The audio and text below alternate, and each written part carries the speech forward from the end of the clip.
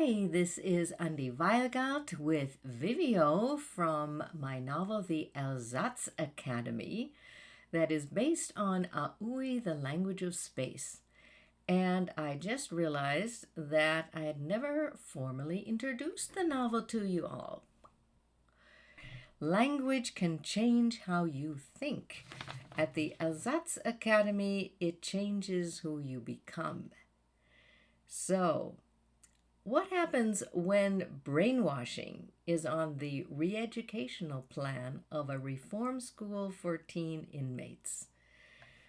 Mind-numbing rules, slogans, and interrogations mediated by a new AI system twist language to its breaking point.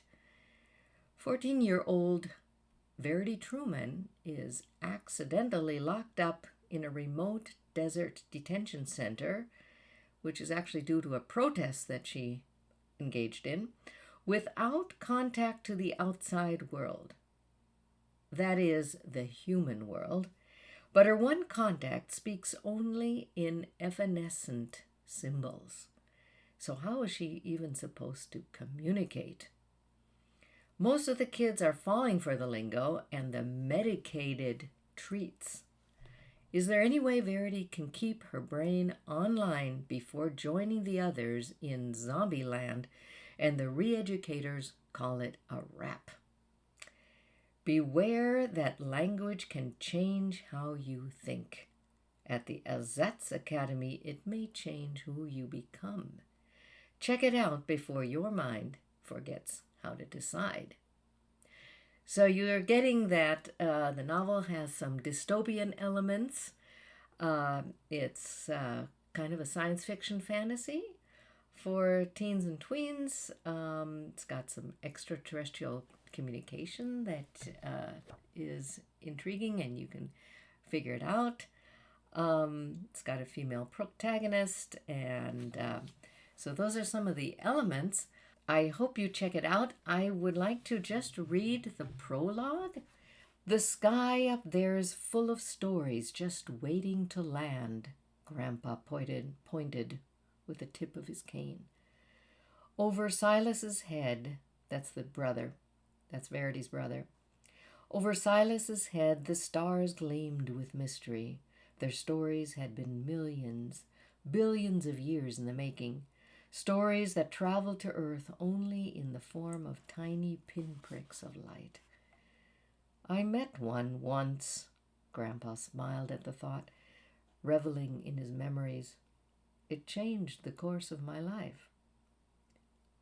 Grandpa's tales never disappointed, and Silas glanced over at his older sister, Verity, in hope that she was listening intently as well. But she was sleeping, her head slumped against the arm of Grandpa's porch swing. Silas hunkered down in the tattered armchair he always claimed for himself. It arrived with a spark like a shooting star, and shared a way of thinking and communicating that reshaped everything I thought I knew about language and meaning. It showed me that understanding and peace are a circle flowing together seamlessly, like a river meets the ocean.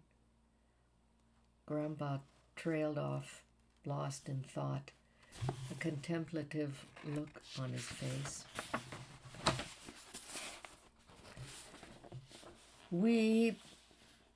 Was it made of light? Asked Silas, fascinated by the constellations overhead and the possibilities they held.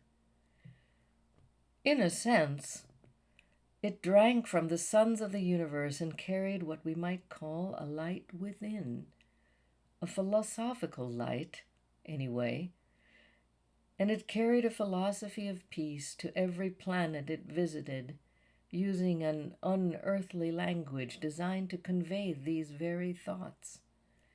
A cosmic speech for truth and wisdom that sang with inner harmony between sound and symbol.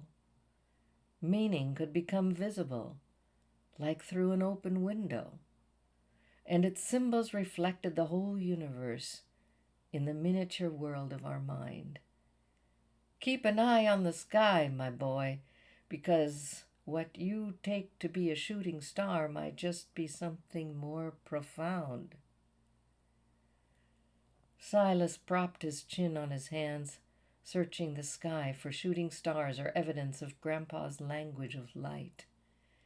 But it was late, and sleep beckoned. Overcome by a feeling of calm, he felt his eyelids drooping, and soon he was asleep, his dreams vibrant with thoughts of an otherworldly being and a language that just might change everything. Thanks for listening.